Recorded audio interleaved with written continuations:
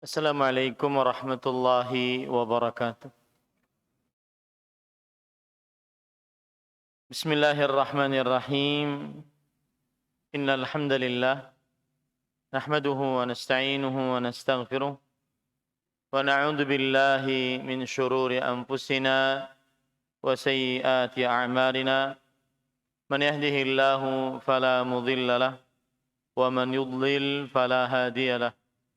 Wa ashhadu an la ilaha illallah wahdahu la syarika lahu واشهد ان محمدا عبده ورسوله يا ايها الذين امنوا اتقوا الله حق تقاته ولا تموتن الا وانتم مسلمون يا ايها الناس اتقوا ربكم الذي خلقكم من نفس واحده وخلق منها زوجها وبث منهما رجالا كثيرا ونساء واتقوا الله الذي تساءلون به والأرحام إن الله كان عليكم رقيبا يا أيها الذين آمنوا اتقوا الله وقولوا قولا سديدا يصلح لكم أعمالكم ويغفر لكم ذنوبكم ومن يطع الله ورسوله فقد فاز فوزا عظيما أما بعد فإن أصدق الحديث كتاب الله وأحسن الهدي هدي محمد صلى الله عليه وعلى آله وسلم وشر الأمور محدثاتها وكل محدثة بدعة وكل بدعة ضلالة وكل ضلالة في النار. Alhamdulillah, kita bersyukur pada Allah Subhanahu wa taala pada hari ini, hari Ahad malam 16 Al-Muharram, bulan Allah yang suci 1444 Hijriah. Kita dimudahkan oleh Allah Subhanahu wa taala untuk duduk bersama di Masjid Solehawa dalam sebuah kajian rutin setiap Ahad malam pekan kedua, membaca kitab Umdatul Ahkam di dalam kitabun nikahnya. Salawat dan salam semoga selalu Allah berikan kepada Nabi kita Muhammad sallallahu alaihi wa ala alihi wasallam, pada keluarga beliau, para sahabat, serta orang-orang yang mengikuti beliau sampai hari kiamat kelak. Dengan nama-nama Allah yang husna dan sifat-sifatnya yang ulia, kita berdoa, Allahumma inna nas'aluka ilman nafi'an wa rizqan tayyiban wa amalan mutaqabbala, Allahumma amin. Ahibati fillah, afanillah wa iyyakum jamaah Masjid Solehawa yang saya cintai karena Allah. Semoga Allah Subhanahu wa taala selalu memberikan afiat kepada kita di dunia dan di akhirat. Pada kesempatan kali ini kita melanjutkan membaca hadis yang ada di dalam kitabun nikah, di dalam kitab Umdatul Ahkam. Dan kita membaca hadis yang ke-303, yaitu berbunyi, qala al-musannif Abdul Wahid bin Abdul Ghani al-Maqdisi rahimahullahu ta'ala an Sa'd bin Abi Waqqas radhiyallahu anhu qala radda Rasulullah sallallahu alaihi wa ala alihi wasallam ala Uthman ibn Mad'un radhiyallahu anhu at-tabattul walau adhina lahu lakhtasayna. Yang artinya, dari Sa'ad bin Abi Waqqas radhiyallahu an, beliau berkata, Rasulullah sallallahu alaihi wasallam menolak atau tidak mengizinkan Uthman bin Mad'un untuk melakukan tabattul. Tabattul adalah kebiri. Jikalau diizinkan untuk Uthman bin Mad'un kebiri, maka niscaya kita pun akan melakukan kebiri. Taib. Di sini maksud dari hadis ini adalah ada seorang sahabat Rasulullah sallallahu alaihi wasallam yang terkemuka, yaitu Utsman bin Maz'un radhiyallahu anhu. Ini bukan Utsman bin Affan, Utsman bin Maz'un. Beliau meminta kepada Rasulullah sallallahu alaihi wasallam untuk melakukan tabattul. Apa itu tabattul? Kata Imam An-Nawawi rahimahullah, at-tabattul qala al-ulama at-tabattul huwa al-inqita' 'anil nisa wa tarkun nikah inqita'an ila ibadatillah. Tabattul adalah memutuskan hubungan dari perempuan dan meninggalkan pernikahan untuk fokus beribadah kepada Allah Subhanahu wa taala. Itu disebut dengan tabattul. Makanya disebut juga Maryam al-Batul. Maryam al-Batul. Karena Maryam alaihissalam beliau tidak menikah dan fokus untuk beribadah kepada Allah Subhanahu wa taala. Begitu juga Fatimah al-Batul. Fatimah binti Muhammad radhiyallahu anha sallallahu alaihi wa ala alihi wasallam juga memutuskan untuk tidak menikah setelah Ali bin Abi Thalib radhiyallahu anhu meninggal dan fokus untuk beribadah kepada Allah Subhanahu wa taala. Itu arti at-tabattul, yaitu memutuskan hubungan dari perempuan, meninggalkan pernikahan untuk fokus beribadah kepada Allah Subhanahu wa taala. Utsman bin Affan minta izin kepada Rasulullah sallallahu alaihi wasallam agar melakukan tabattul dan Rasulullah sallallahu alaihi wasallam radda, tidak mengizinkan.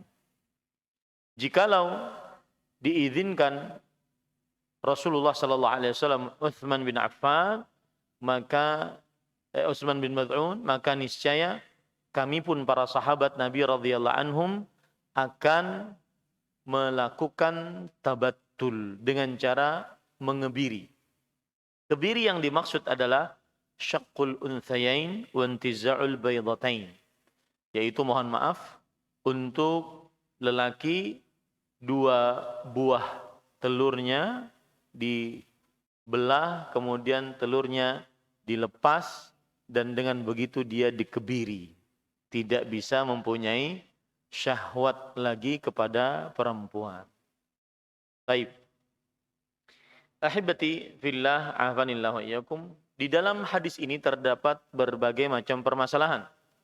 Permasalahan yang pertama yaitu sebab dilarangnya dan diharamkannya at-tabattul, yaitu memutuskan hubungan dari perempuan, tidak menikah untuk fokus ibadah.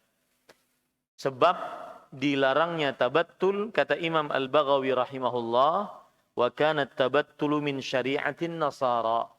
Tabattul, memutuskan hubungan dari perempuan dan tidak menikah karena ingin fokus beribadah, ini adalah dari syariat atau ajarannya kaum Nasrani.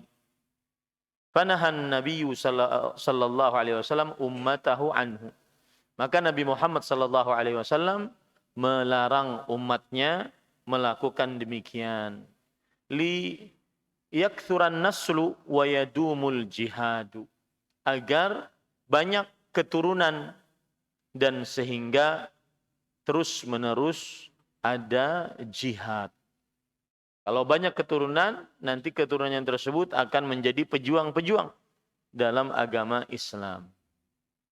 Makanya apabila ada seorang yang menyatakan dirinya tidak mau menikah, ini termasuk larangan dan keharaman. Larangan dan keharaman dalam agama Islam. Ya.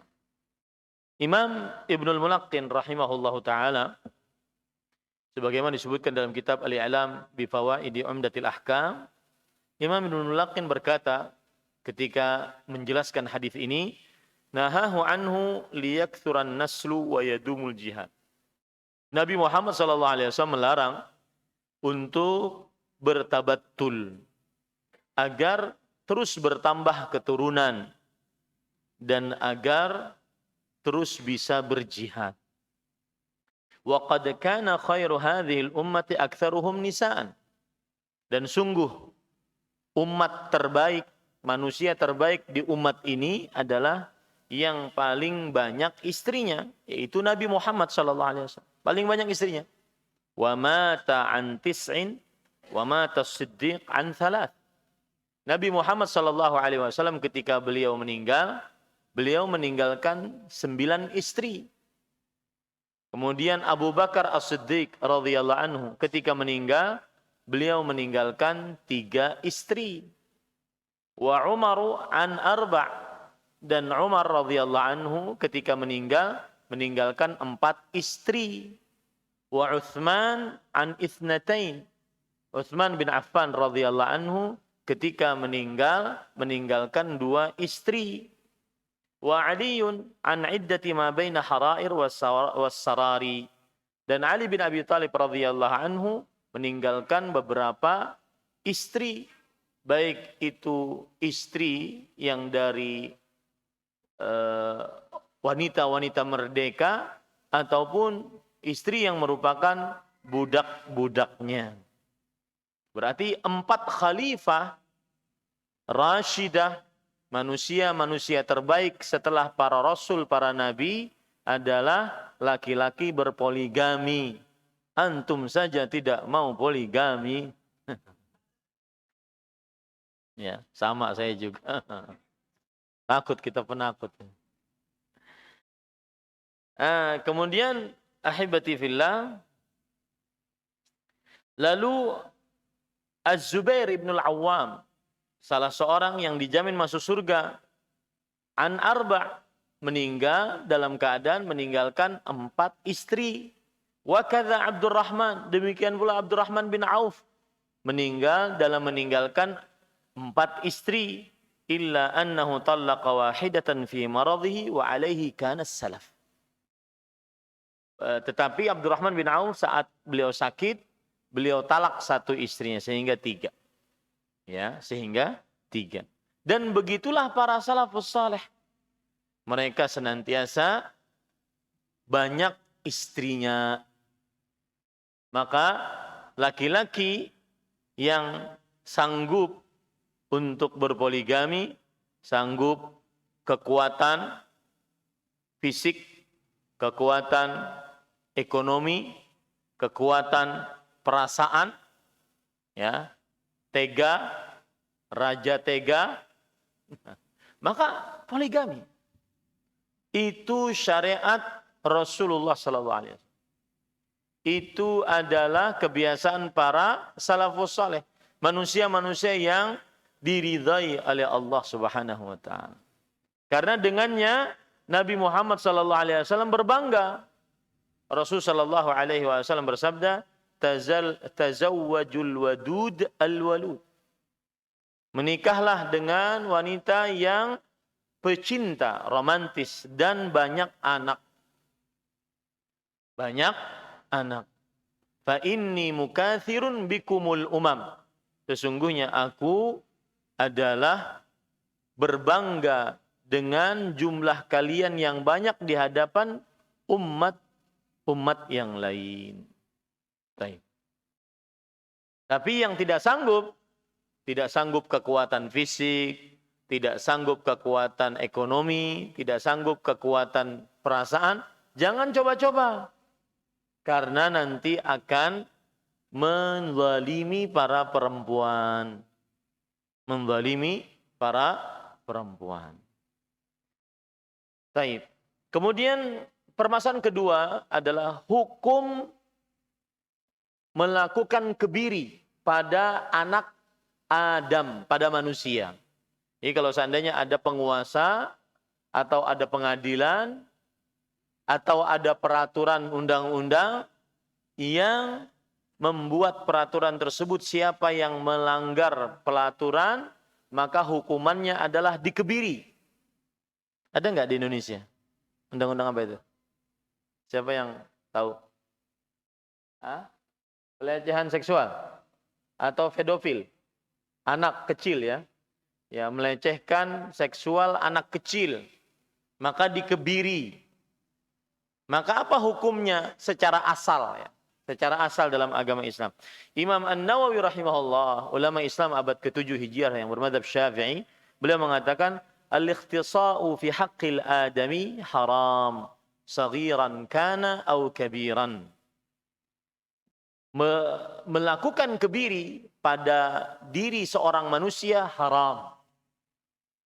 Jadi nggak boleh dalam agama Islam. Haram. Baik itu pada anak kecil ataupun orang dewasa.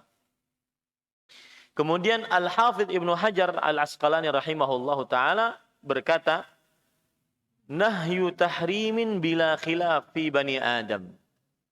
Artinya, kebiri diharamkan, terlarang dan diharamkan tanpa ada ikhtilaf, tanpa ada perbedaan pendapat di antara para ulama, dilakukan jika dilakukan kebiri tersebut pada anak manusia. Kemudian Al-Hafidh Ibnu Hajar Al-Asqalani rahimahullah berkata, wa fihi aidan minal mafasid. Di dalam kebiri untuk manusia juga terdapat kerusakan-kerusakan.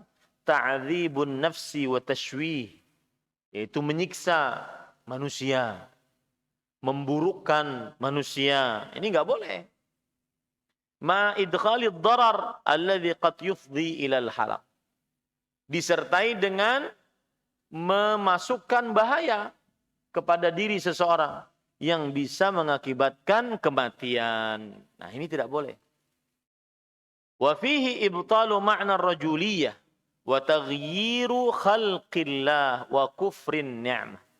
Artinya, di dalam kebiri akan merubah kejantanan. Nah, ini enggak boleh. Ini sebab-sebab mengapa kebiri, hukuman kebiri enggak boleh.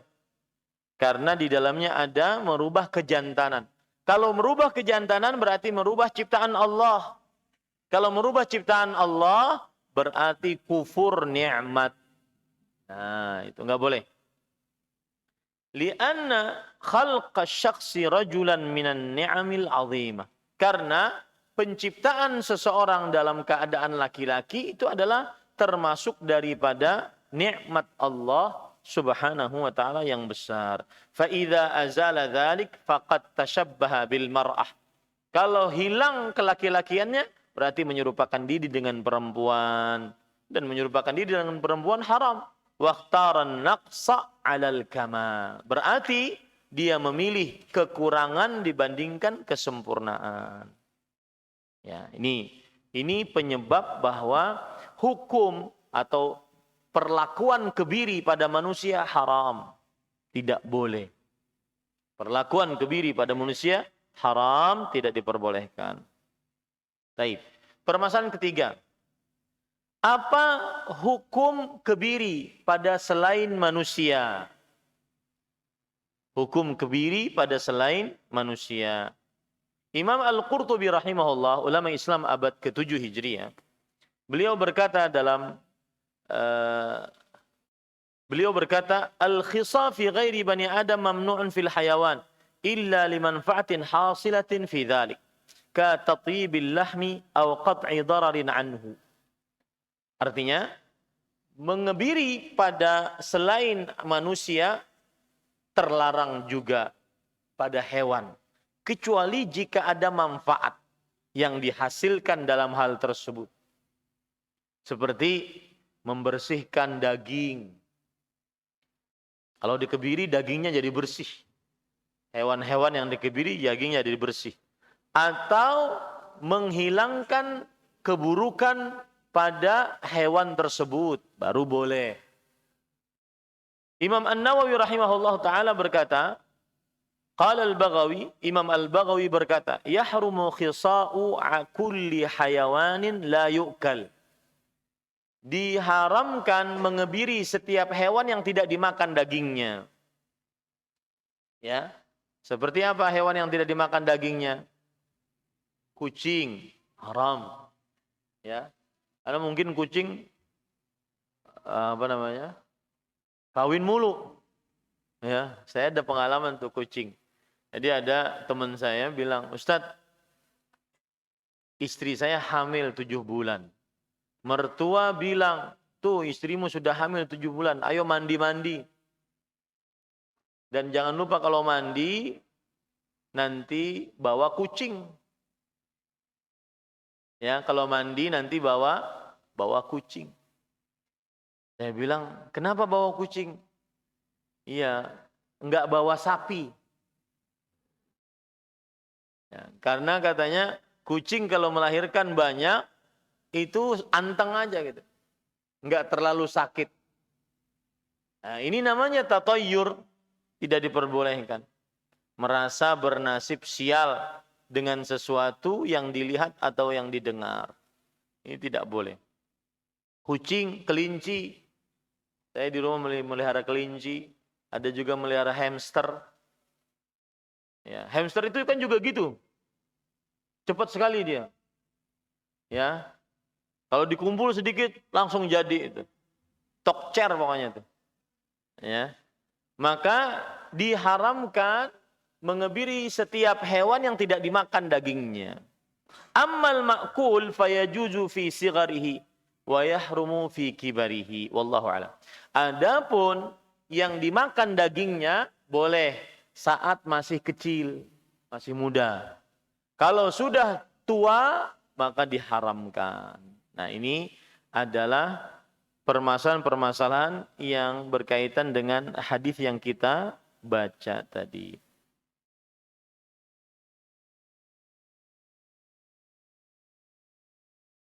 Baik. Kemudian para ikhwan yang dirahmati oleh Allah Subhanahu wa taala, di sini terdapat pelajaran bagi kita bahwa para sahabat Nabi radhiyallahu anhum, beliau itu orang yang ahli ibadah. Sampai-sampai ingin memutuskan hubungan dengan perempuan dan meninggalkan pernikahan. Dan sedikit saya ingin singgung tentang keberkahan.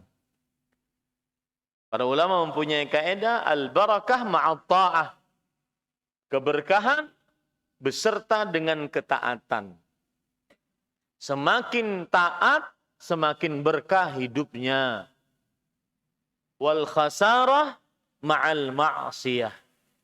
Kesialan karena kemaksiatan. Kesialan-kesialan yang kita hadapi di dalam kehidupan kita, jangan dikira itu hanya sebatas kesialan memang seperti itu.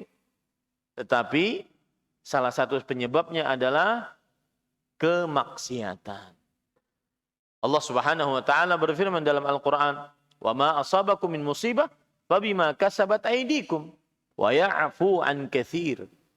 Apa saja yang menimpa kalian dari musibah, bala, kesialan, maka itu adalah sebab ulah tangan-tangan kalian.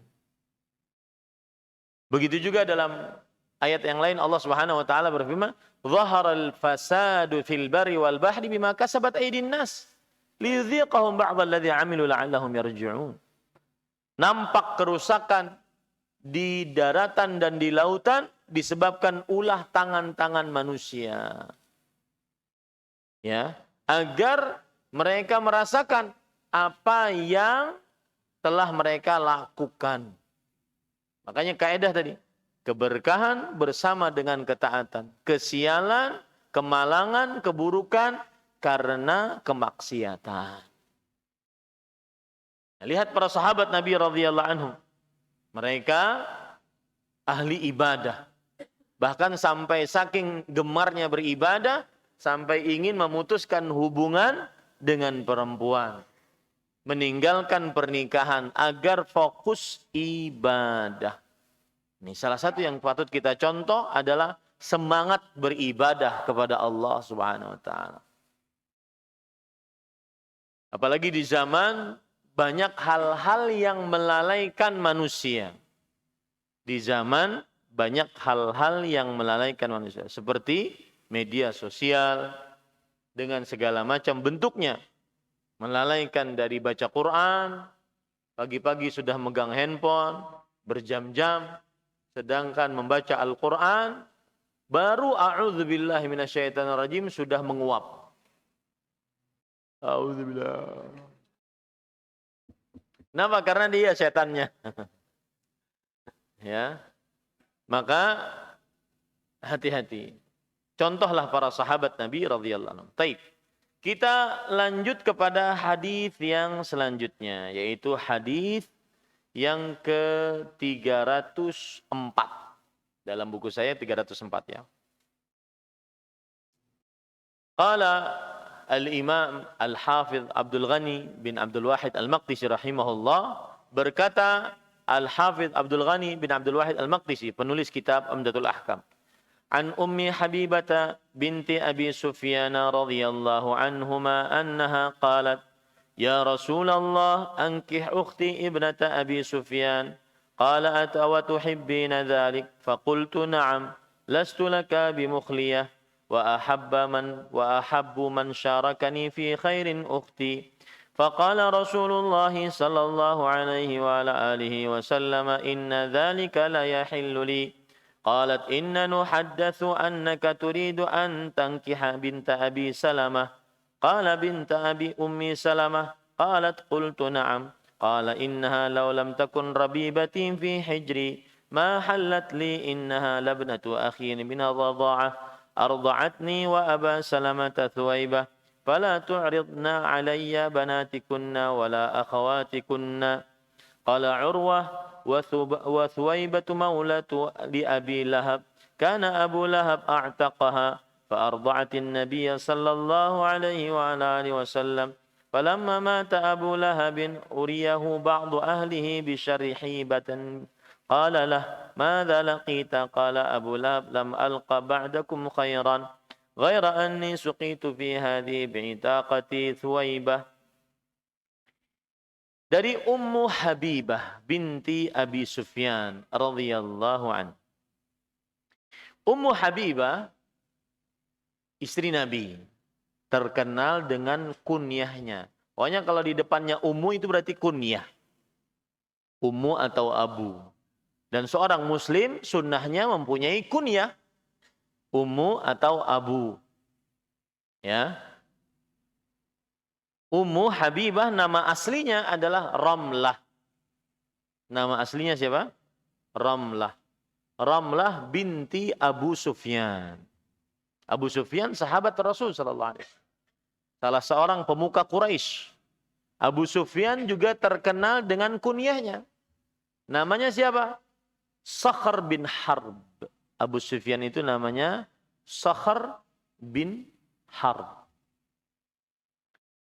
Ummu Habibah, istri Nabi Muhammad SAW, binti Abi Sufyan, berkata, wahai Rasulullah, nikahilah saudariku, anak perempuan Abu Sufyan. Jadi Ummu Habibah yang bernama Ramlah berkata kepada Rasulullah, wahai Rasulullah, itu ada saudariku, nikahi juga dia.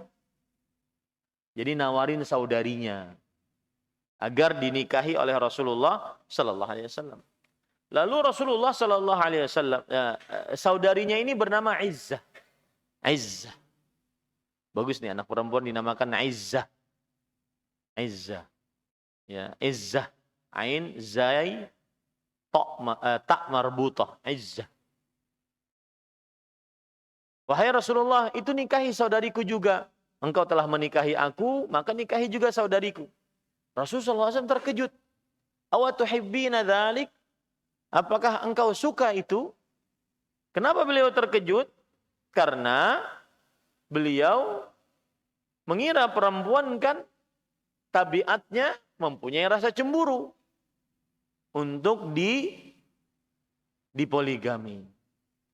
Nah ini malah menawarkan saudarinya. Lalu Ummu Habibah berkata, "Na'am, iya. Lastu laka bimukhliyah." Engkau bukan milikku sendiri. Wah, kalau semua istri begitu mantap ya. Engkau bukan milikku sendiri. Ya, lastu laka bimukhliyah. Wa ahabbu man syarakani fi khairin ukhti. Dan yang paling aku cintai, orang yang ingin aku mendapatkan kebaikan bersama-sama saudariku. Sebagaimana aku menjadi istrimu, aku mendapatkan kebaikan yang luar biasa, aku juga ingin ada perempuan yang mendapatkan kebaikan juga. Seperti aku mendapatkan kebaikan ketika menjadi istrimu. Itu adalah yang aku inginkan, yaitu saudariku. Saudarinya tadi siapa namanya? Aiz. Faqala Rasulullah SAW. Lalu Rasulullah SAW bersabda, Inna dzalika la yahillu li. Sesungguhnya itu tidak halal untukku. Kenapa? Karena tidak boleh seorang muslim menikahi dua perempuan bersaudari. Ya, saudari kandung nggak boleh. Saudari sebapak juga nggak boleh. Saudari seibu juga nggak boleh. Ya. Qalat inna nuhaddatsu annaka turidu an tankiha binta Abi Salamah. Taib, kalau begitu wahai Rasulullah. Tapi kami mendengar bahwa engkau ingin menikahi anak perempuan Abu Salamah. Engkau ingin menikahi anak perempuan Abu Salamah. Lalu Rasulullah SAW bersabda, binta Ummi Salamah. Mungkin yang dimaksud adalah anak perempuan Ummu Salamah. Ummu Salamah adalah istri Rasulullah Sallallahu Alaihi Wasallam. Ummu Salamah setelah suaminya Abu Salamah meninggal, dinikahi oleh Rasul Sallallahu Alaihi Wasallam istrinya Ummu Salamah. Ya. Kemudian Ummu Habibah berkata, iya. Innaha law lam takun rabibati fi hijri ma hallat li. Innaha labnatu akhi minar radha'ah. Artinya, itu anak perempuan Abu Salamah, dia adalah anak tiriku. Jadi kan gini, Ummu Salamah mempunyai suami dulunya siapa? Abu Salamah. Abu Salamah meninggal. Ummu Salamah punya anak perempuan. Ya, Ummu Salamah punya anak perempuan. Lalu datang Rasulullah SAW menikahi Ummu Salamah. Nah, anak perempuannya ini disebut dengan Rabibah, yaitu anak tiri. Maka kata Rasulullah SAW, itu anak tiri nggak bisa dinikahi. Nah, ini berarti nanti membicarakan tentang wanita-wanita yang tidak boleh kita nikahi. Ya, nah, itu anak tiriku, tidak boleh kunikahi. Aku menikahi Ummu Salamah, ibunya. Anak tirinya nggak boleh dinikahi. Ya, baik. Kemudian apalagi Abu Salamah yang merupakan bapak dari anak tiri ini adalah saudara anak perempuan dari saudaraku sepesusuan. Jadi gini, Rasulullah Abu Salamah menyusu kepada Suwaibah. Kepada siapa? Suwaibah. Berarti antara Rasulullah dengan Abu Salamah saudara sepesusuan. Maka anaknya Abu Salamah tidak boleh dinikahi oleh siapa? Rasulullah. Karena anaknya Abu Salamah seperti keponakan. Karena saudara sepesusuan itu seperti saudara senasab. Seperti saudara yang mempunyai hubungan pertalian darah. Paham nggak? Ini Rasulullah, ini Abu Salamah menyusu dengan siapa? Suwaibah. Abu Salamah punya anak perempuan. Rasulullah SAW nggak boleh menikahi anak perempuannya Abu Salamah. Kenapa? Karena Rasulullah dengan Abu Salamah seperti saudara. Kalau menikahi anak perempuannya seperti menikahi keponakan. Menikahi keponakan halal atau haram? Haram. Nah, itu maksud dari Rasulullah SAW. Ya. Abu Salamah dan aku disusui oleh Suwaibah. Maka setelah ini jangan ada kalian menawarkan anak perempuan kalian dan saudari-saudari kalian. Itu semua haram bagiku untuk menikahinya. Nah, kita lanjutkan setelah salat Isya. Mudah-mudahan yang disampaikan bermanfaat. Jadi ini intinya nanti kita akan bicarakan setelah salat Isya. Wanita-wanita yang haram untuk dinikahi. Ya. Sallallahu Nabi Muhammad walhamdulillahirabbil alamin. Subhanakallah bihamdik asyhadu an la ilaha illa anta astaghfiruka wa atubu ilaik. Wassalamualaikum warahmatullahi wabarakatuh.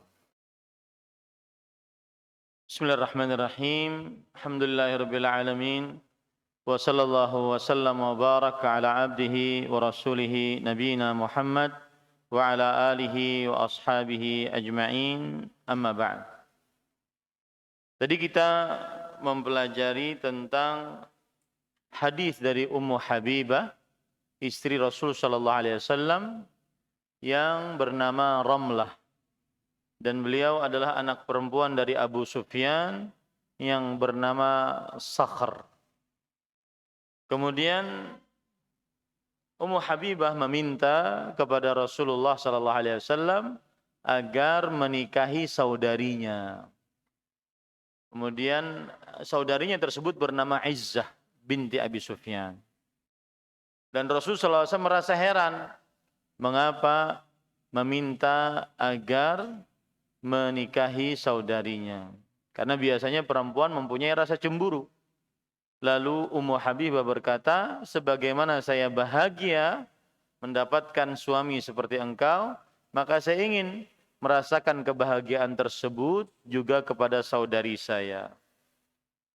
Lalu Rasul sallallahu alaihi wasallam mengatakan hal tersebut tidak halal bagiku. Mungkin Ummu Habibah waktu meminta itu tidak mengetahui kalau tidak boleh menikahi perempuan dan saudarinya. Mungkin waktu itu beliau tidak mengetahui. Kemudian setelah itu berpindah kepada permasalahan selanjutnya, yaitu Ummu Habibah berkata, atau engkau ingin menikahi anak perempuannya Ummu Salamah. Anak perempuannya Ummu Salamah. Kata Rasulullah sallallahu alaihi wasallam, itu adalah anak tiriku. Anak tiriku tidak boleh aku nikahi. Mengapa demikian? Karena jika seorang lelaki menikah dengan janda, jandanya punya anak perempuan, maka anak perempuan ini adalah mahram bagi si lelaki ini untuk bapak tiri. Anak tiri perempuan mahram untuk bapak tirinya setelah digauli. Nanti kita akan bahas. Kemudian juga karena anak perempuan dari Ummu Salamah yang juga berarti anak perempuan dari Abu Salamah. Abu Salamah ini adalah saudara sepesusuan dengan Rasulullah. Karena Rasulullah dan Abu Salamah menyusu kepada Thuwaibah. Thuwaibah ini siapa? Thuwaibah ini adalah budaknya Abu Lahab. Jadi sebelum Rasulullah sallallahu alaihi wasallam menyusu kepada Halimah, kan ada tuh ya yang kaum muslimin kenal mungkin Halimah. Ibu yang menyusui Rasulullah SAW adalah Halimah. Nah, sebelum menyusu dengan Halimah, Rasulullah SAW menyusu dengan Thuwaibah. Thuwaibah ini siapa? Thuwaibah ini adalah budaknya Abu Lahab yang sudah dimerdekakan oleh Abu Lahab. Abu Lahab itu siapa? Paman Nabi. Abu Lahab paman Nabi. Siapa Abu Lahab paman Nabi? Namanya Abdul Uzza bin Abdul Muttalib. Kan Rasulullah itu Muhammad bin Abdullah bin Abdul Muttalib. Ya. Nah, Abdul Muttalib punya anak Abdullah, bapak Nabi Muhammad SAW. Punya anak namanya juga Abdul Uzza yang disebut dengan Abu Lahab. Jadi Abu Lahab itu musuh bebuyutannya Rasulullah SAW yang namanya diabadikan sebagai musuh di dalam Al-Quran, tabbat yada abi lahabi wa tab. Kedua tangan Abu Lahab celaka dan celaka kedua tangan Abu Lahab. Ini adalah paman Nabi Muhammad sallallahu alaihi wasallam. Namanya siapa tadi? Abdul Uzza bin Abdul Muttalib. Abdul Muttalib adalah kakek Nabi yang pertama. Begitu ceritanya. Nah, para ikhwah yang dirahmati oleh Allah Subhanahu wa taala, maka kemudian Rasulullah sallallahu alaihi wasallam mengatakan bahwa tidak ada setelah ini kalian menawarkan anak perempuan kalian, yaitu anak perempuan dari keturunan Ummu Salamah ataupun Abu Salamah. Karena tidak boleh menikahi anak dari saudara sepesusuan. Sebagaimana kita tidak boleh menikahi keponakan. Kalau ada menikahi keponakan, berarti saudara sepesusuan juga tidak diperbolehkan. Ya. Keponakan dari saudara sepesusuan juga tidak perlu. Misalkan nih, saya punya saudara sepesusuan. Saya menyusu dengan seorang ibu. Saudara sepesusuan saya ini punya anak. Ini sama keponakan saya, persis. Atau saya mempunyai adik. Ya. Adik saya ini nanti punya anak. Anak adik saya ini apa namanya? Keponakan. Nah, kalau saudara sepesusuan juga begitu. Sama persis. Ya, makanya hati-hati. Yang menyusu kepada selain ibunya harus dicatat itu. Nah, jangan-jangan nanti dunia ini kan tidak luas. Jangan-jangan menikah dengan saudari sepesusuannya atau keponakan yang merupakan keponakan saudara sepesusuannya. Nah, itu hati-hati. Baik. Apa pelajaran yang kita bisa ambil dari hadis ini? Yang pertama, catat baik-baik. Wanita-wanita yang diharamkan untuk dinikahi ada dua macamnya.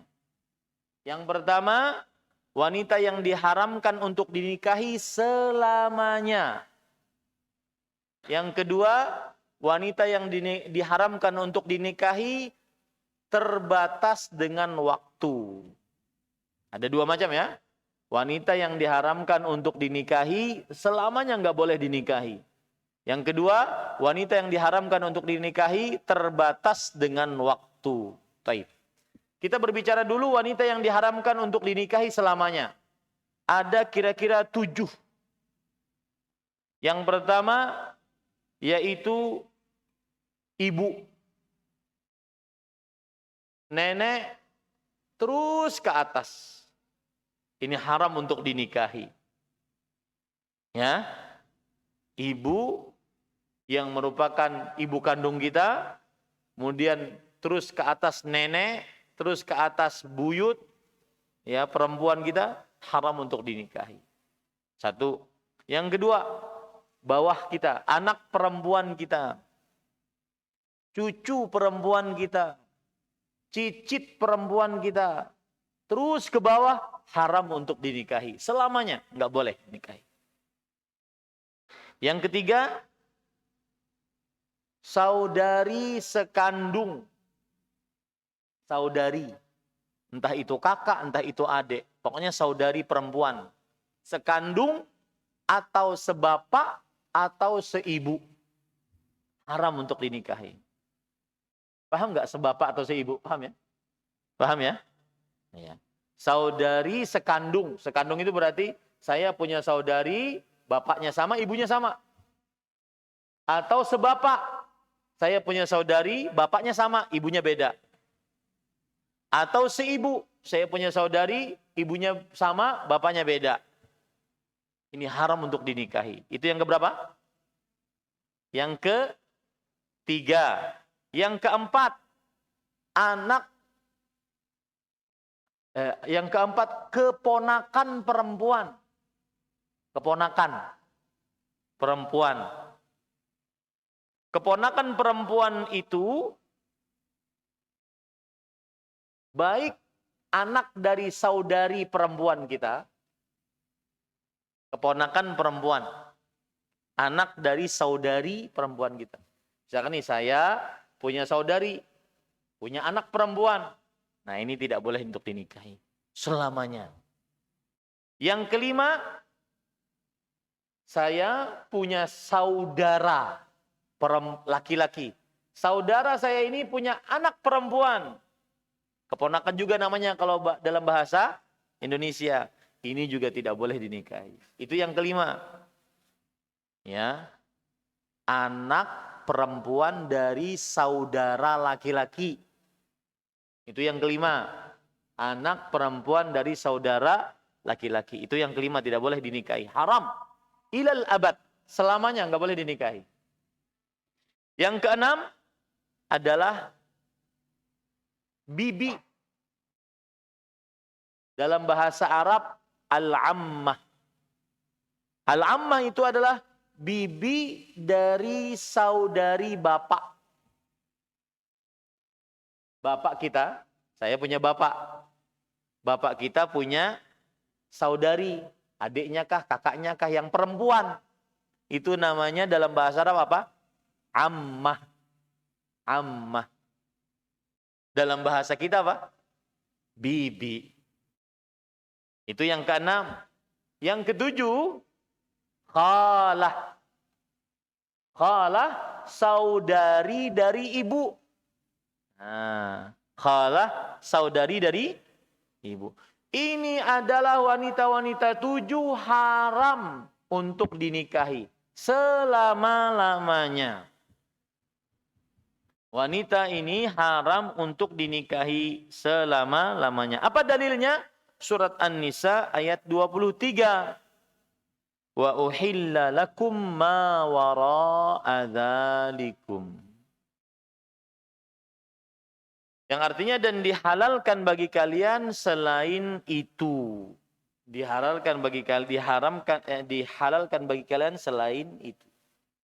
Artinya ini semua yang 7 diharamkan. Perlu diulangi enggak? Enggak perlu ya? Baik.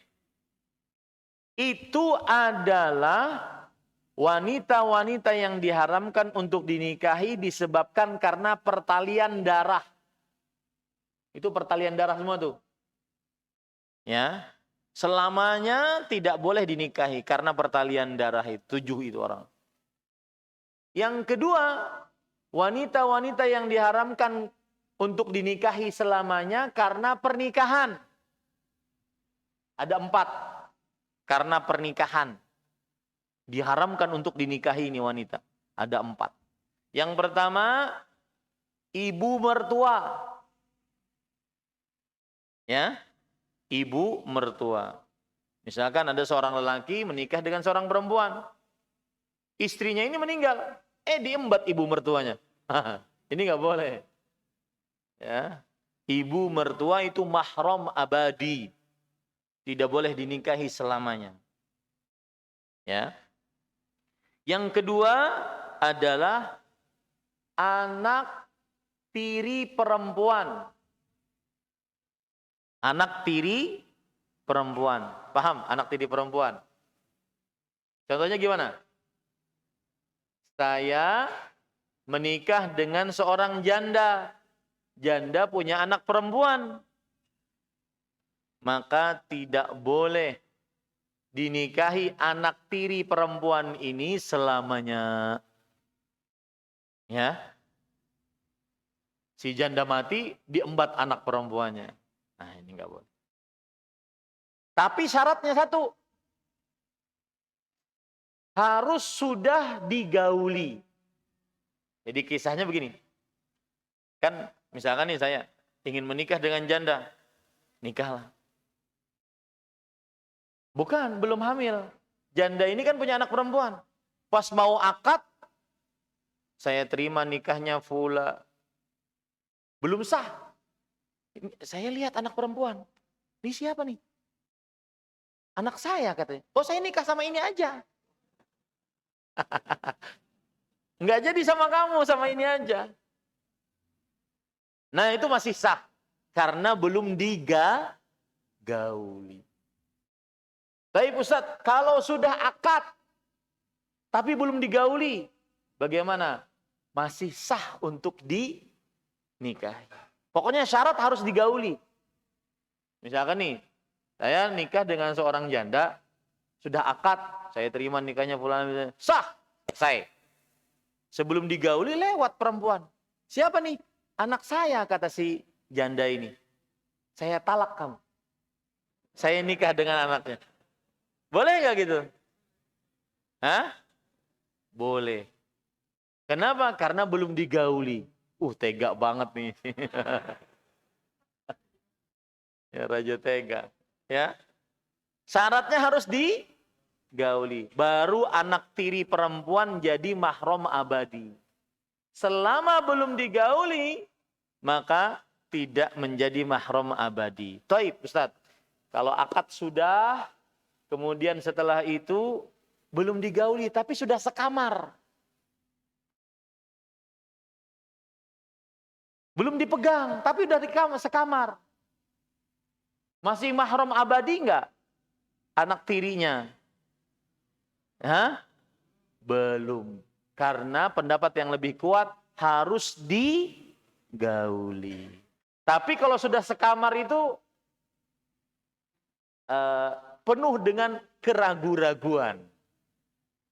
Ya, penuh dengan keraguan-raguan. Harus mendatangkan bukti yang banyak karena sudah sekamar. Paham ya? Nah.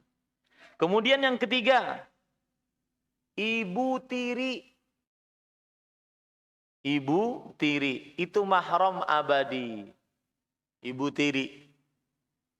Ya, itu tidak boleh untuk dinikahi. Ibu tiri itu gimana? Kita punya bapak, saya nih laki-laki punya bapak. Persis seperti sekarang kejadian di keluarga saya. Jadi ceritanya tahun 2015 ibu meninggal, rahimahullah.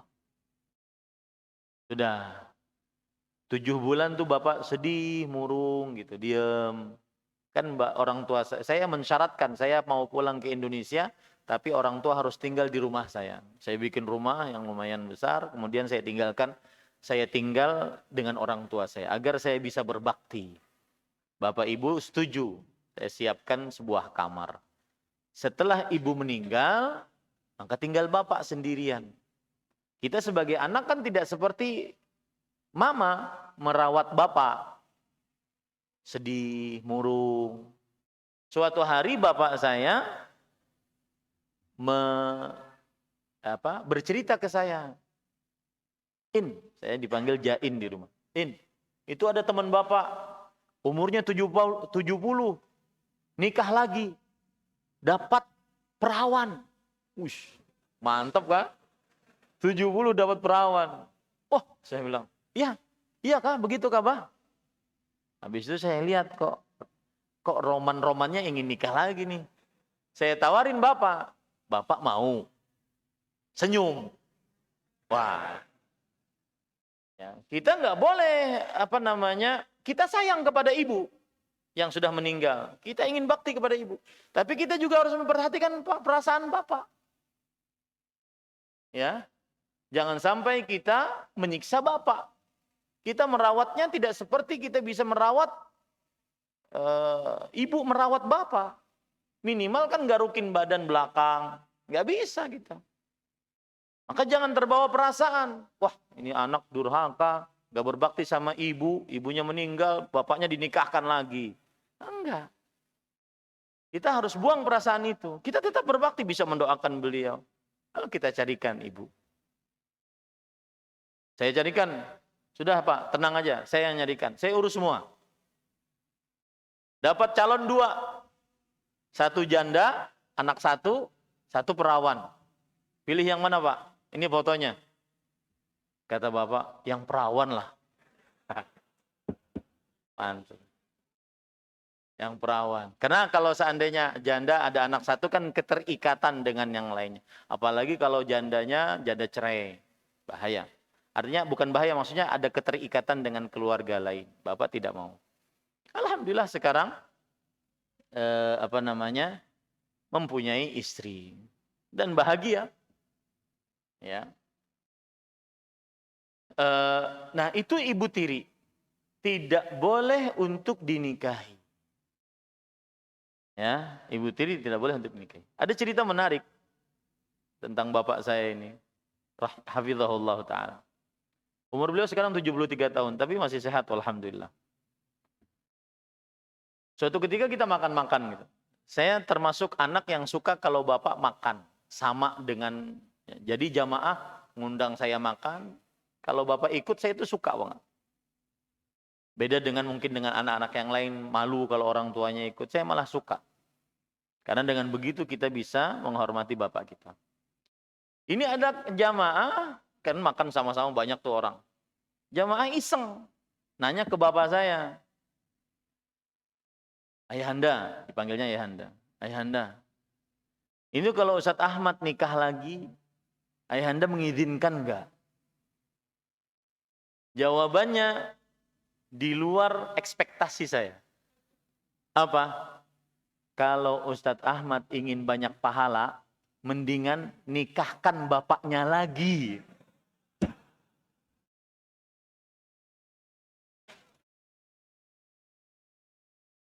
Saya kira cupu, ternyata suhu.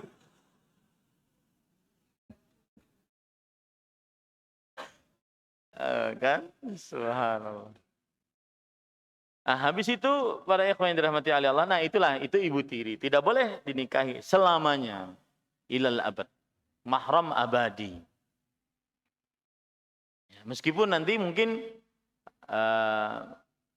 ibu tiri itu mempesona.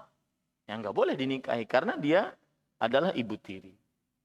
Kemudian yang keempat, mahram abadi karena pernikahan adalah istri atau menantu perempuan maksud saya. Menantu perempuan, istri anak laki-laki kita. Saya nih punya anak laki-laki namanya Abdullah. Kalau Abdullah nanti menikah dengan seorang perempuan, ini mahram abadi dengan saya. Tidak boleh dinikahi. Nah, itu adalah berapa tuh berarti? 4. 7 dari pertalian darah, 4 dari pernikahan. Berapa tuh? 7 tambah 4, 11. Ya, 11. 11 wanita yang merupakan mahram abadi, tidak boleh dinikahi. Nah, kemudian para ikhwan yang dirahmati oleh Allah, adapun wanita-wanita yang mahramnya terbatas.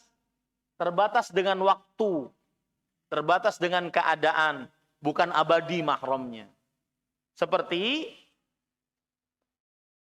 saudari istri. Itu mahram, tapi terbatas. Kapan istri meninggal, boleh diembat saudarinya. Paham nggak? Saudari istri. Makanya itu mahram terbatas. Ya, mahram terbatas. Yang kedua adalah mahram terbatas bibinya istri. Bibinya istri. Apabila istri meninggal, maka boleh menikah dengan bibinya istri. Tapi ketika istri masih hidup, tidak boleh menikah dengan bibi istri. Tidak boleh menikahi seorang perempuan dengan bibinya, digabung nggak boleh. Kenapa? Karena bibi itu bagaikan ibu.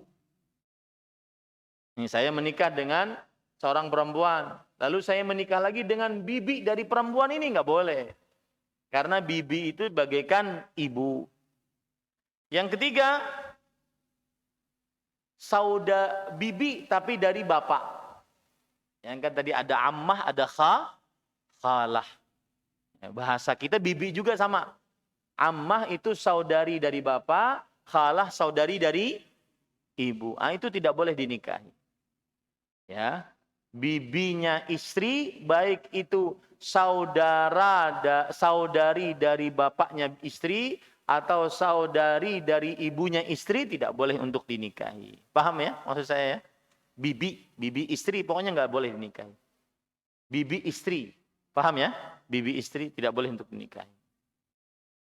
Kemudian juga wanita yang kelima dari wanita yang merdeka apabila si laki-laki mempunyai 4 istri. Nggak boleh nikahi wanita yang kelima. Kecuali salah satunya meninggal atau dicerai. Maka masuklah yang keempat.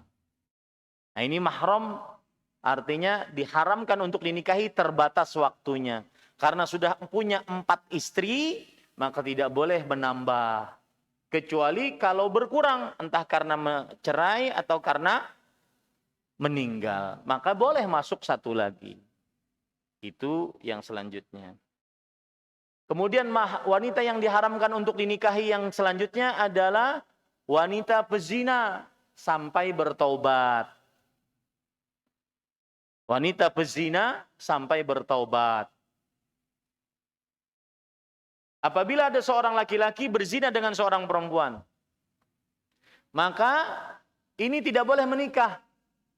Dua-dua ini sampai bertaubat dua-duanya baru menikah.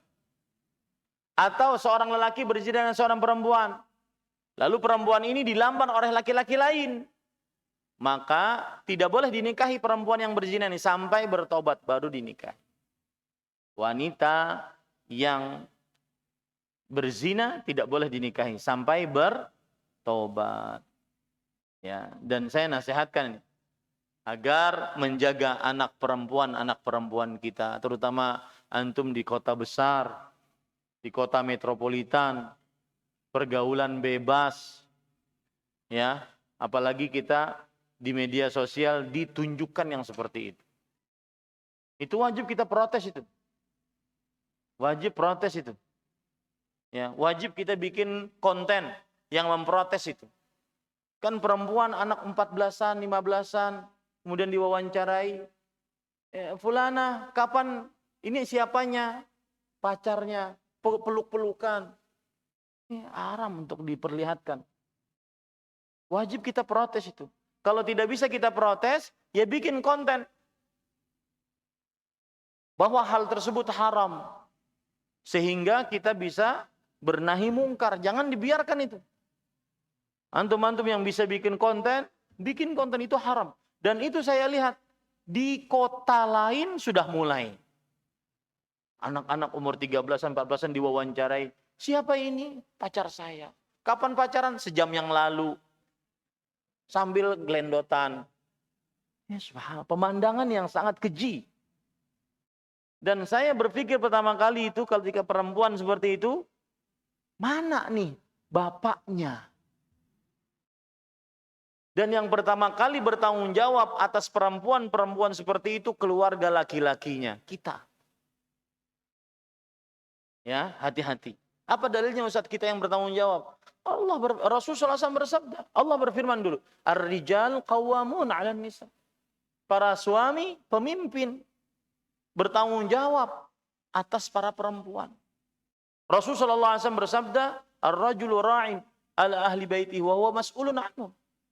Seorang lelaki pemimpin atas rumah tangganya dan penanggung jawab atas keluarganya. Ya, hati-hati. Jangan sampai kita ngaji di sini di Masjid Solehawa, duduk paling depan, ternyata anak perempuannya bikin konten video seperti itu. Ini sudah sering saya singgung. Hati-hati, keluarga perempuan kita, terutama anak perempuan kita, istri kita. Ketika saya melihat seperti itu, ya, perempuan-perempuan berjoget, bergoyang dengan erotisnya di media sosial. Yang pertama kali saya pikir, ini keluarga laki-lakinya mana? Ternyata mungkin keluarga laki-lakinya yang memvideonya. Allah. Dan ada istilah di dunia anak muda, ada istilah RL, real life. Real life-nya pakai jilbab. Kalau keluar rumah pakai jilbab. Kemudian ada istilah alter. Artinya alternatif.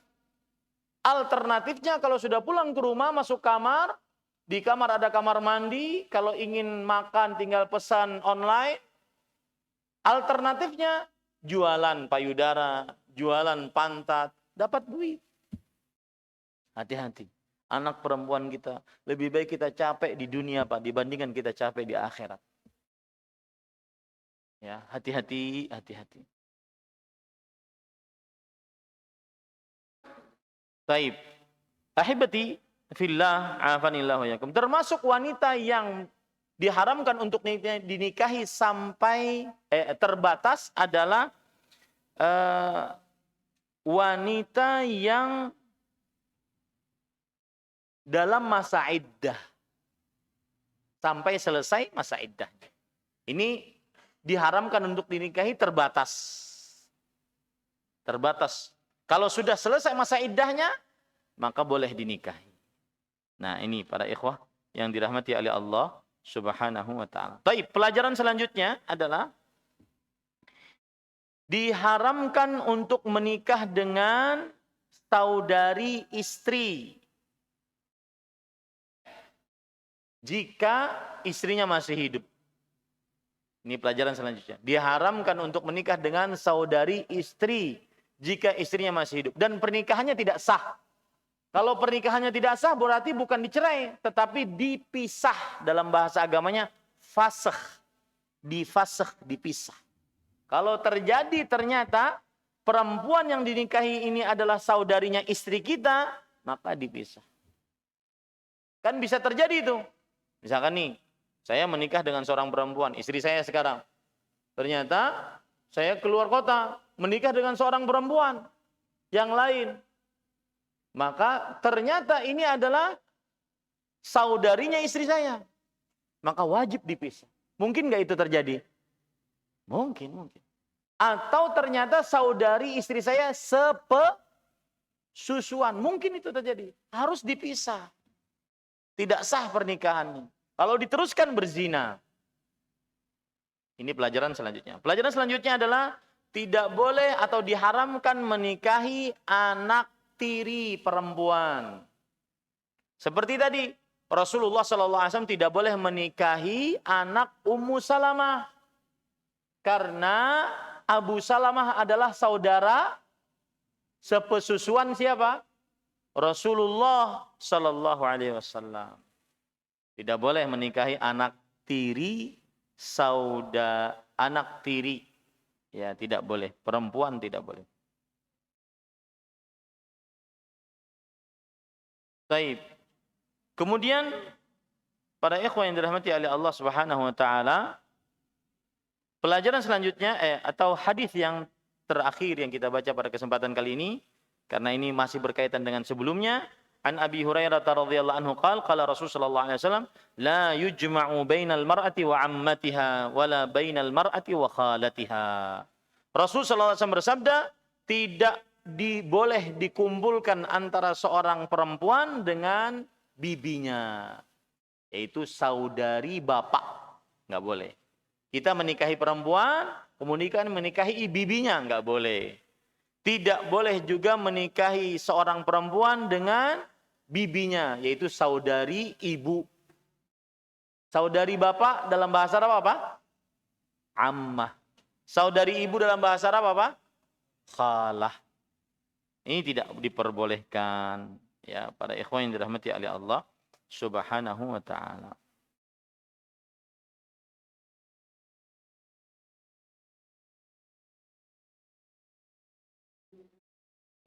Baik. Itu yang bisa saya sampaikan pada kesempatan kali ini. Insya Allah pada bulan depan kita akan membicarakan permasalahan penting. Syarat-syarat di dalam pernikahan. Contoh misalkan apabila seorang perempuan mensyaratkan kepada calon suaminya, saya mau menerima lamaran laki-laki ini, tapi dengan syarat saya jangan dipoligami. Boleh enggak? Ya, syarat-syarat pernikahan. Saya mau menerima lamaran laki-laki ini, tapi saya tidak mau dibawa ke tempat mertua. Saya maunya di sini. Nah, boleh nggak itu? Ya, syarat-syarat pernikahan. Ada seorang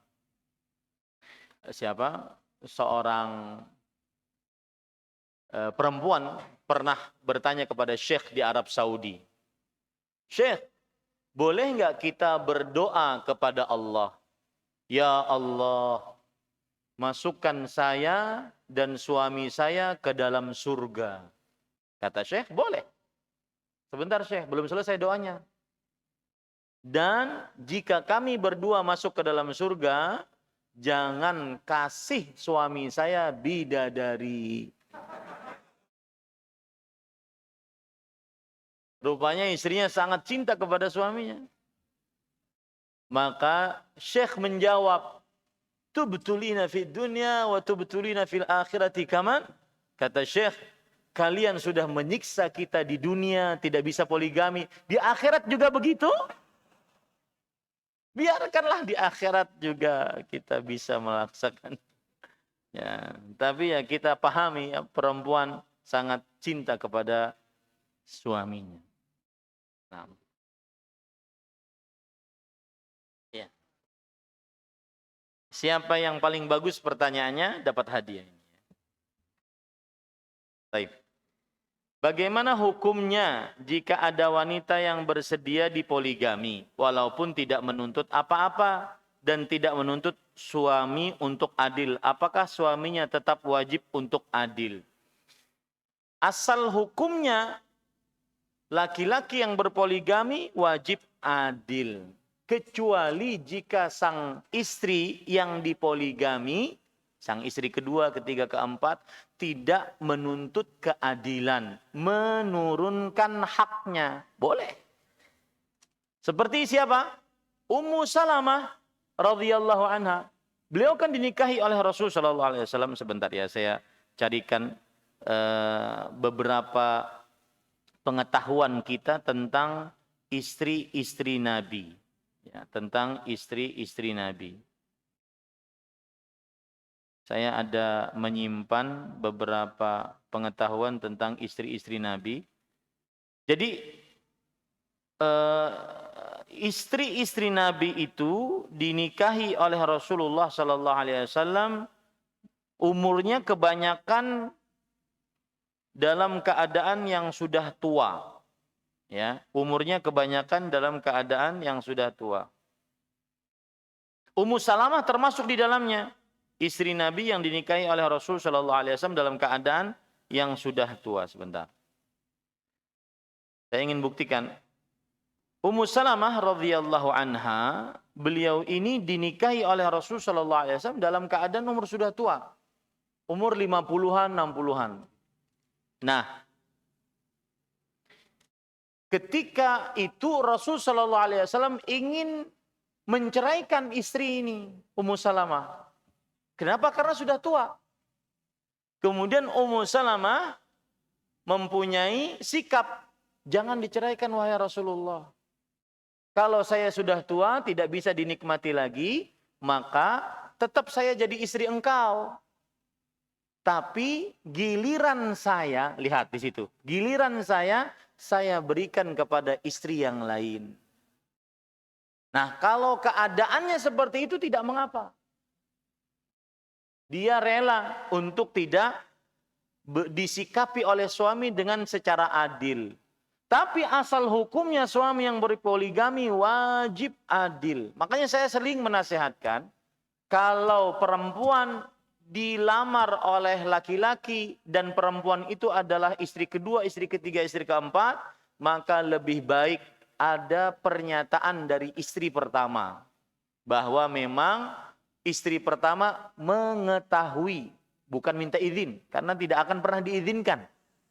Itu pengalaman pribadi sudah. Nggak akan diizinkan. Ya, tidak akan diizinkan. Minimal mengetahui. Kenapa? Karena ketika istri pertama mengetahui bahwa suaminya sudah punya istri kedua, ketiga, keempat, dia bisa berlaku adil. Membagi malamnya. Kecuali istri kedua, ketiga, keempat mengatakan, Mas, tidak mengapa.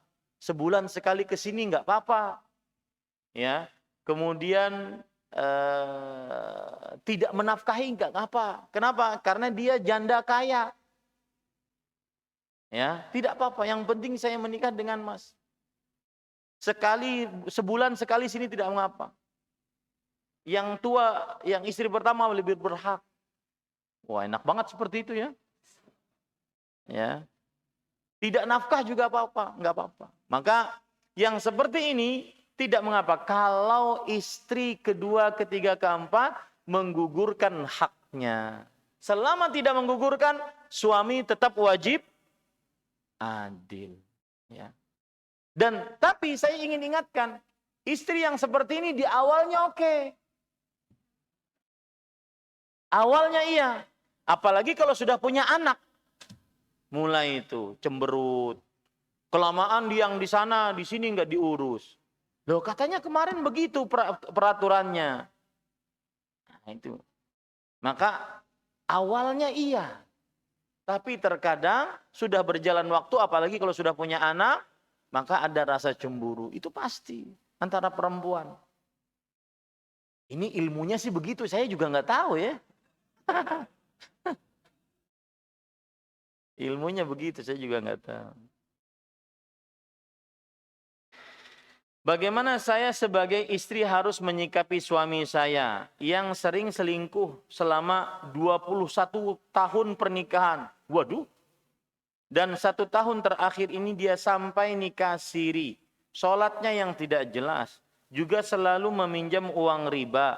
Dan 1 bulan 10 hari ini dia menghindar dari saya, tidak mau tidur satu kamar lagi. Dan bila saya meminta dia selalu menolaknya. Apa yang harus saya lakukan, Ustadz? 1 bulan 10 hari pisah kamar karena saya meminta dia untuk memilih saya atau si pelakor. Ini harus diletakkan dulu. Coba bahasanya di sini, 21 tahun pernikahan selingkuh. Ini yang salah suaminya iya. Tapi yang, mohon maaf ya, yang terlambat istrinya juga. Maksudnya terlambat mengambil keputusan. Kalau seandainya dia tahu suaminya selingkuh, maka semestinya dia mengambil keputusan. Lanjut atau tidak. Ingat ya, ini kata-katanya selingkuh, bukan menikah. Kalau selingkuh berarti kan berzina. Maka sang istri semestinya mengambil cepat langkah. Lanjut atau tidak. Kalau lanjut, maka berarti dia mendapati suaminya suka berzina. Boleh nggak begitu, Ustadz? Secara hukum syar'i, jika istrinya sabar, ya sudah sabar saja. Urusan suaminya berzina, urusan dia. Urusan siapa? Suami. Sang istri tetap istri. Begitu maksud saya. Sampai 21 tahun selingkuh. Ini berarti kan suaminya sering berzina. Maksudnya begitu yang saya pahami. Selingkuh, berzina sampai 21 tahun. Nah, ini iya betul suaminya yang salah. Tapi kenapa si istri tidak mengambil sikap? Itu yang saya maksudkan. Sebagian perempuan tidak mau ngambil sikap, Ustadz. Kenapa? Karena kalau dia ngambil sikap akhirnya cerai, dia janda, tidak dapat. Dia khawatir tidak ada yang mau menikahinya lagi. Karena janda. Ya kalau begitu keputusannya, kalau begitu pemikirannya, kenapa sekarang mengeluh? Paham nggak maksud saya? Sudah 21 tahun. Kenapa sekarang mengeluh? Kenapa baru saja minta, nah kemudian baru nikah. Nikah siri kan? Nikah. Berarti dulu-dulu berzina semua tuh. Sekarang baru nikah. Nah, kemudian istrinya minta pilih dia atau saya. Kenapa permintaan itu baru? Paham nggak maksud saya? Yang dulu-dulu zina kenapa nggak dipermasalahkan? Sekarang yang menikah resmi kenapa dipermasalahkan? Paham nggak? Sebagian perempuan kekeliruannya seperti itu. Giliran benar-benar ingin dipoligami, menikah resmi, minta cerai. Suaminya berzina, enggak minta cerai. Paham maksud saya? Nah, ini jawabannya gimana? Repot juga kita jawab nih. Nah, mohon maaf saya katakan, itulah naqisatu aqlin wa din. Itulah penunjukan bahwa perempuan kurang akal. Paham maksud saya? Jangan sampai mau dizalimi oleh laki-laki. Kalau nyata-nyata dia selingkuh berarti berzina, kalau yang dimaksud selingkuh berarti berzina, langsung proses. Panggil keluarga, dua keluarga besar. Keluarga istri, keluarga suami. Hadapkan antara dua keluarga besar tersebut. Ini suami, anak bapak sudah berzina. Bagaimana? Lah, giliran suaminya mau poligami malah minta cerai. Suaminya nikah beneran, malah minta cerai. Lah, 21 tahun yang lalu berzina terus, nggak dimintai cerai. Paham maksud saya nggak? Nah, lalu Ustadz, ya sudah Ustadz, itu kesalahan saya, kata si penanya ya. Itu sudah kesalahan saya. Lalu solusi Ustadz apa? Maka solusi saya, lihat sekarang. Sabar nggak dengan poligami? Kalau nggak sabar, silahkan gugat cerai. Tapi saya nasihatkan, kalau suaminya menafkahi adil, sanggup menafkahi, menggilir sanggup adil, maka jangan minta cerai karena Anda punya anak.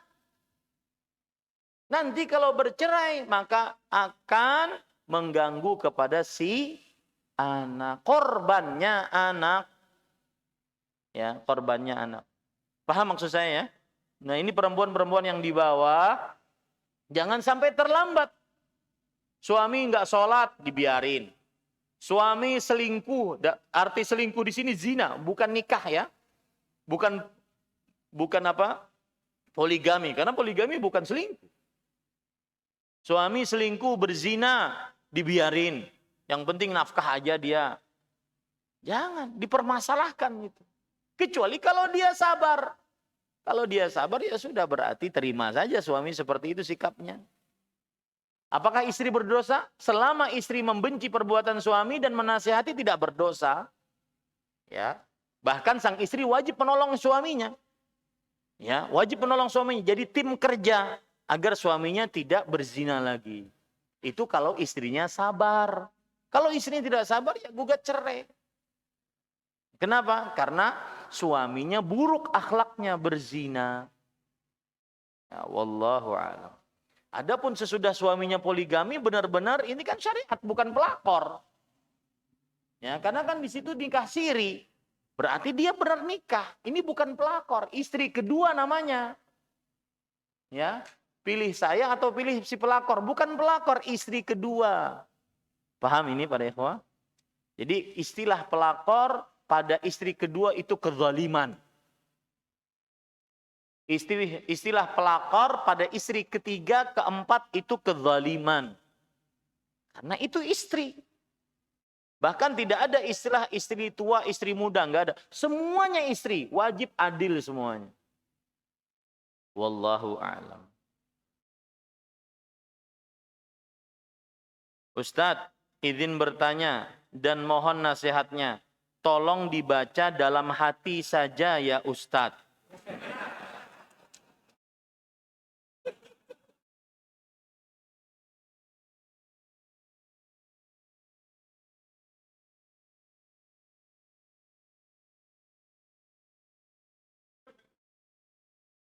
Gimana? Allah.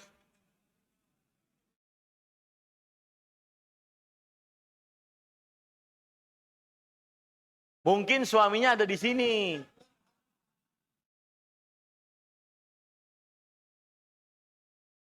Ya.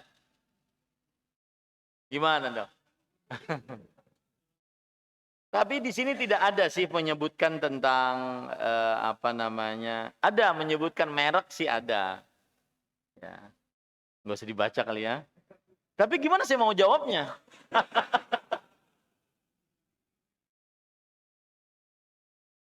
Allahu Akbar.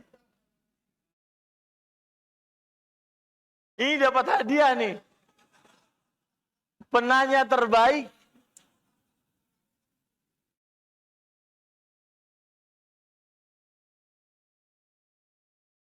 Allah, astaga.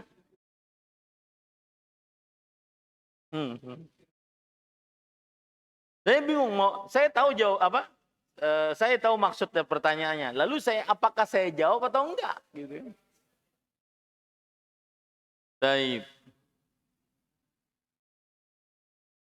Yang nulis pertanyaan tadi dapat hadiah. Tolong dibaca di dalam hati saja ya Ustadz. Lalu saya jawabnya gimana, Ibu?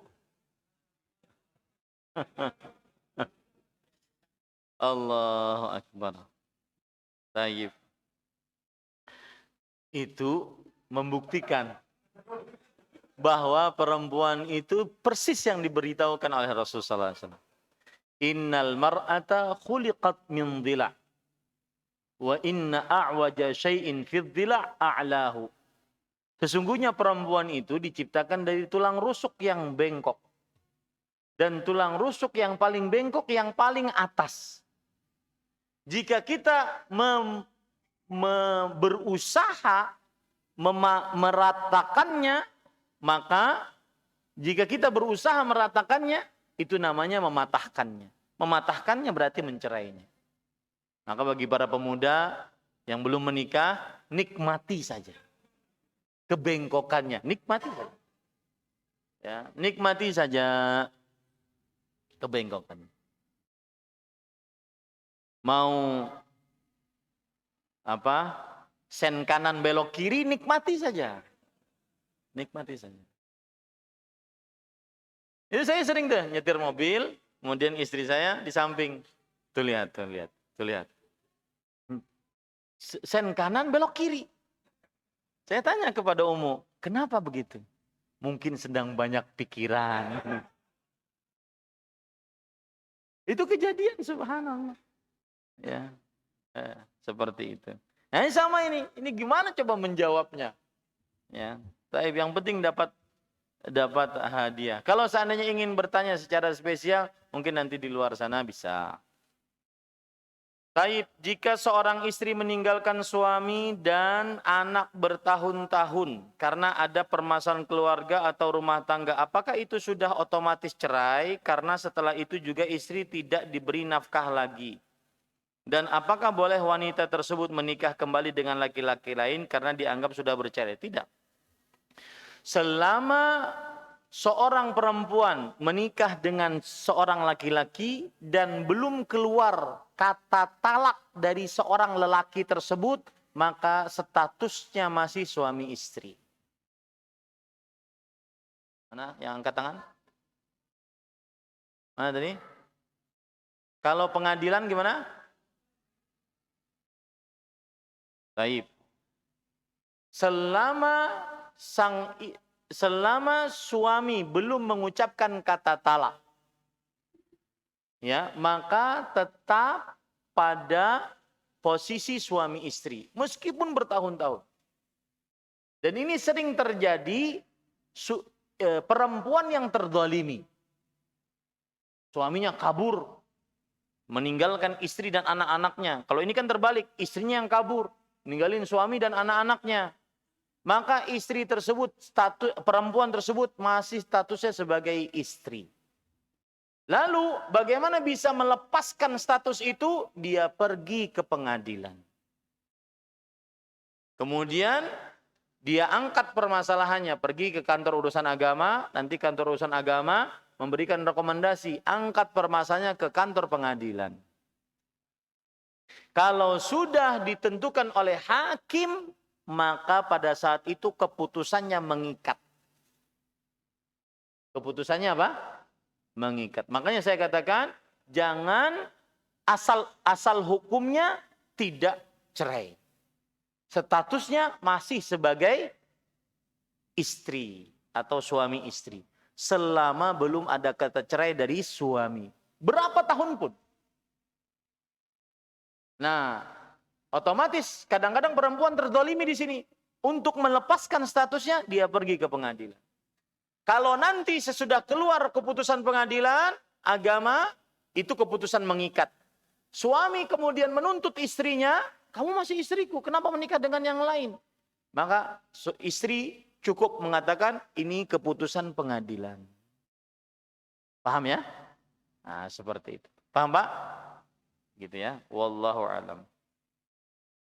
Jika seorang istri dan wanita, jika seorang istri dan wanita,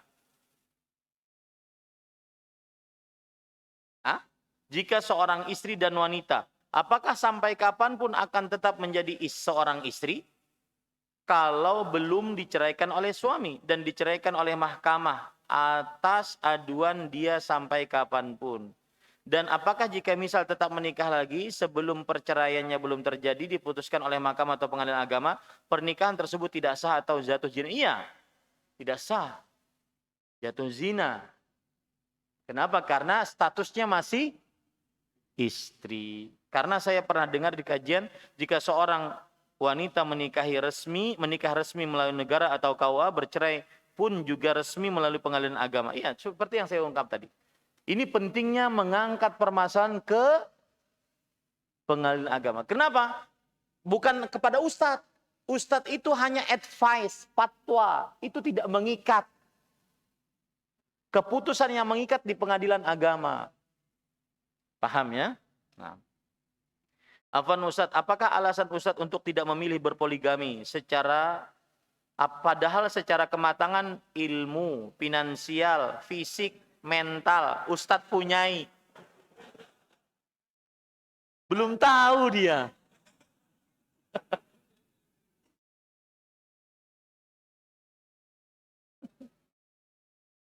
Ini dapat hadiah ini.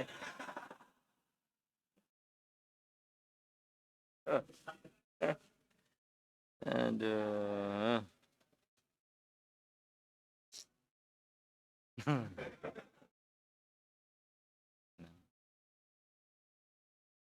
Ilmu, finansial, fisik, mental. Ustadz punyai. Siapa yang bilang?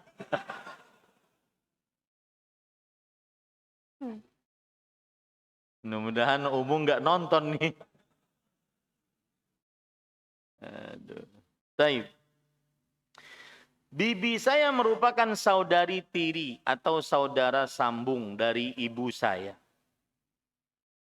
Apakah anak perempuannya boleh dinikahi?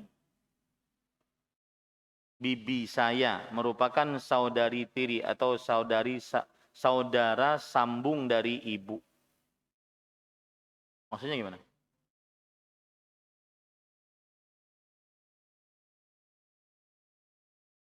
Siapa yang mau menjelaskan? Bibi saya merupakan saudara tiri atau saudari sambung dari ibu. Satu orang aja. Satu orang.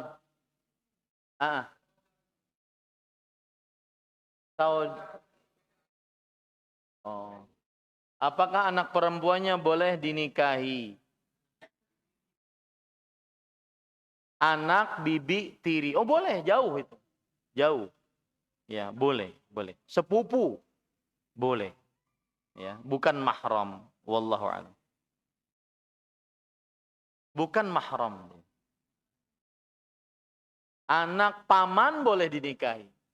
Anak bibi boleh dinikahi. Karena dia sepupu. Ini bibi tiri lagi. Ya, boleh dinikahi.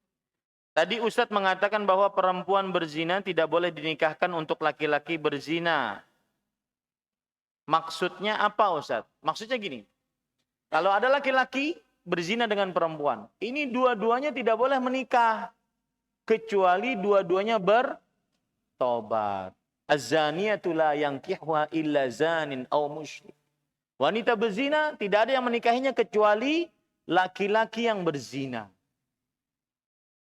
Ya, maka jangan menikah dulu sampai bertobat. Ini saya tidak membicarakan hamil atau tidak ya. Pokoknya wanita atau laki-laki pezina tidak boleh menikah kecuali bertaubat.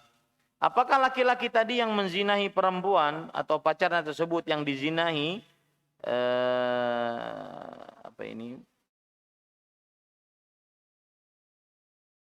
Yang jelas gini, seorang laki-laki yang berzina dengan seorang perempuan boleh menikah setelah dua-duanya bertobat. Nah, lalu bagaimana?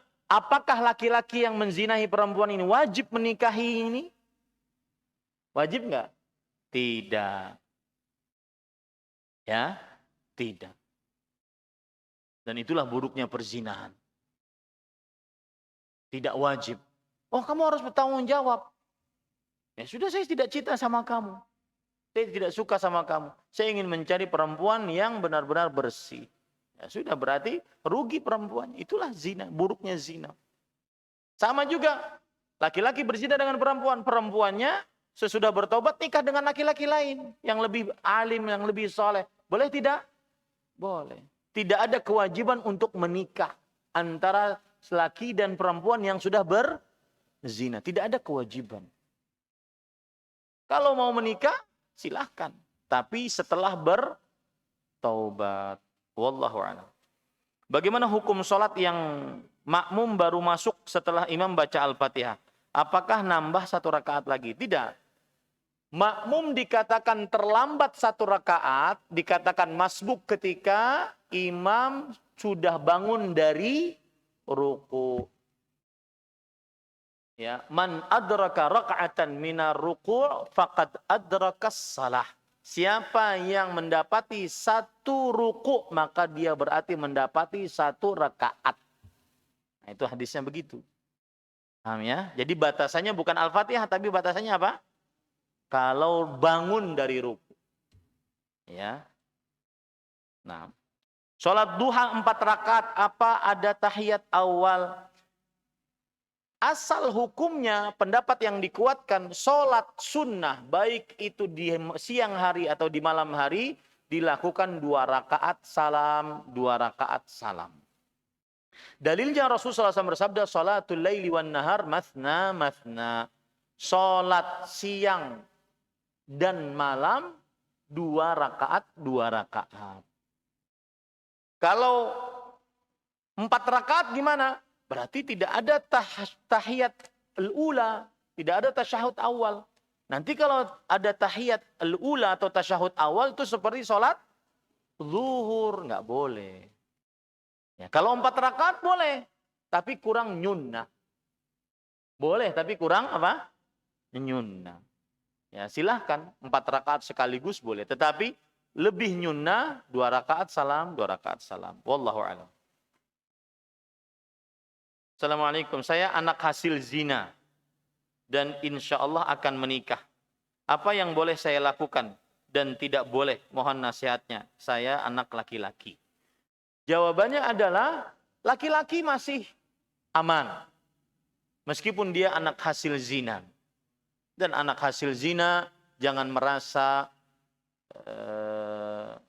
kotor. Karena yang berbuat dosa adalah bapak dan ibunya yang biologis. Asalkan Anda saleh, kemudian bertakwa kepada Allah, maka mudah-mudahan tidak mewarisi perbuatan bapak ibu. Kalau anak laki-laki masih gampang.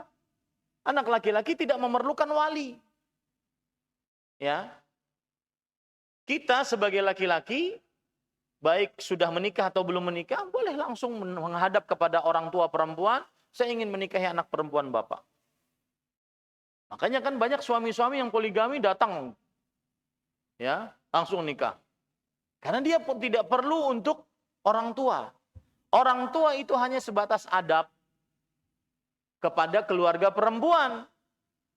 Bahwasanya ini memang keluarga dari keluarga baik-baik. Wah, ada orang tuanya. Nah, seperti itu. Tapi kalau seandainya anak laki-laki, maka silahkan dia datang sendiri. Kalau ditanya calon mertua perempuannya, calon mertua, baik yang menanyanya ibu mertua, ibu calon mertua, atau bapak calon mertua kita, mana orang tuamu? Maka jawab saja sejujur-jujurnya. Ya, inna sidqa yahdi ilal bir. Sesungguhnya kejujuran menghantarkan kepada kebaikan. Wa innal birra yahdi ilal jannah. Dan kebaikan menghantarkan kepada surga. Jujur saja. Mungkin orang tua perempuannya akan kaget. Ya sudah, resiko. Tapi kalau tidak ditanya, nggak perlu untuk diberitahu. Ya, saya datang sendiri, Pak. Ya. Dan anak hasil zina tidak diperbolehkan untuk dinasabkan kepada bapak biologisnya. Pendapat yang dikuatkan. Dinasabkan hanya kepada ibunya.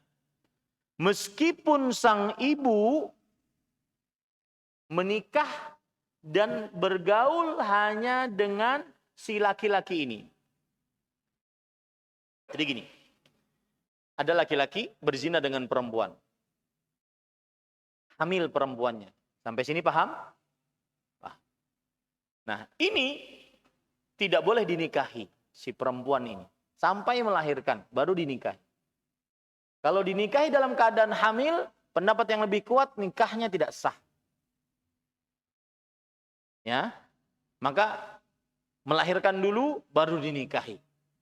Nah, kalau si perempuan ini tidak pernah bergaul, berzina dengan laki-laki lain, dan dia hanya berzina dengan satu laki-laki ini, sampai hamil, maka jika mereka menikah, anaknya tadi, menurut pendapat sebagian ulama, boleh dinasabkan kepada bapaknya ini.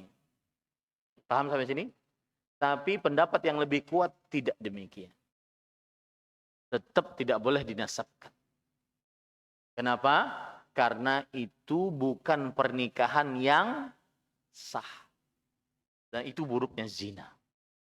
Lalu dinasabkan kepada siapa? Kepada ibunya. Misalkan tadi yang anak laki-laki yang aku ini, namanya Ahmad. Ahmad bin ibunya. Bin ibunya. Ya, dan itu di dalam urusan kantor urusan agama sudah diatur urusan itu. Saya pernah bertanya langsung, sudah diatur. Ada catatan sipilnya. Ya, ada catatan sipil. Nah, kalau anak perempuan yang agak ribet. Anak perempuan hasil zina. Maka dia harus mencari walinya. Walinya siapa? Walinya adalah wali hakim. Ya, dia minta kepada kantor urusan agama, nanti kantor urusan agama memberikan rekomendasi kepada pengadilan agama memilih dari keluarga si perempuan ini yang menjadi wali. Paham ya? Wallahu a'lam. Jika bapak saya menikah dengan janda, punya anak perempuan dan bercerai, apakah saya boleh menikahi anak dari janda punya anak perempuan? Ini berarti menikahi anak tiri bapak. Betul ya? Boleh. Menikahi anak tiri bapak. Ini bukan mahram. Saya nih punya anak laki-laki. Saya menikah dengan janda. Jandanya punya anak perempuan.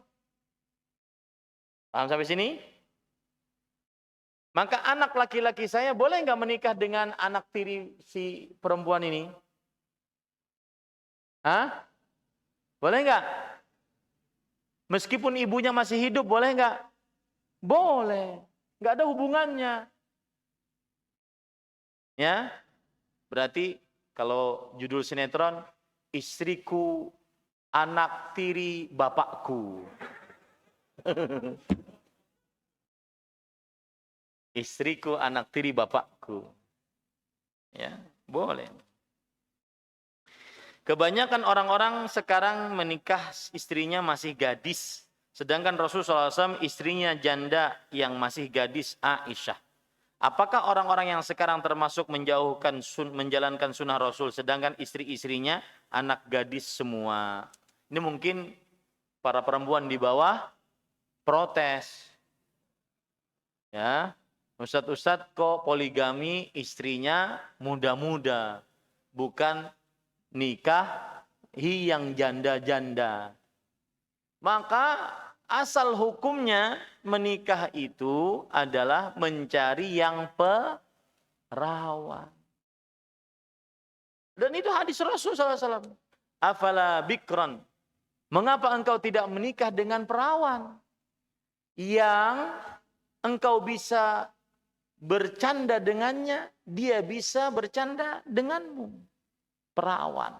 Asal hukumnya begitu. Ada sahabat Nabi yang menikah dengan janda. Kenapa? Ada sebab. Sebabnya apa? Agar janda ini merawat saudari-saudarinya. Jadi asal hukumnya dengan perawan.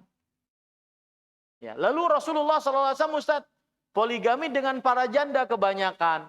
Maka jawabannya karena ada sebab. Ya, salah satu sebabnya ingin mendakwahi. Ya, ingin mendakwahi. Kemudian sebab yang lain adalah karena wanita itu pilihan dan yang lain-lainnya.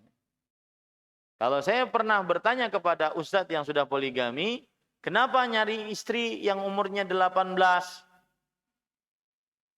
Umurnya 18. Ya.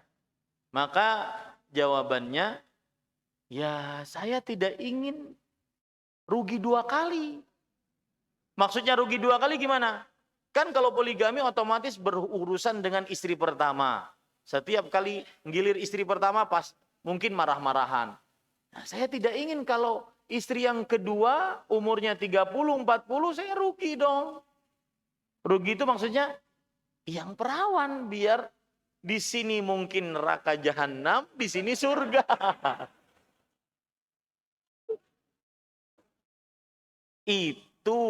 Itu pengalaman orang. Ya. Dan saya terima kasih ini yang tadi menulis ilmu finansial, fisik, mental Ustadz punyai. Terlalu husnudzan. Belum tahu dia. Ya, taib. Itu yang bisa saya sampaikan. Apa yang baiknya dari Allah Subhanahu wa taala. Ada 4 lagi ini. 4. Siapa yang paling tua di sini? Umur 70-an ada? Angkat tangan. Oh, enggak ada. Enggak ada hadir karena memang babnya nikah.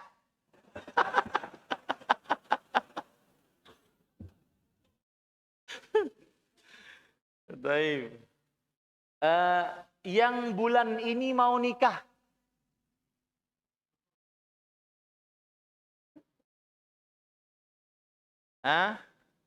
Yang bulan ini mau poligami.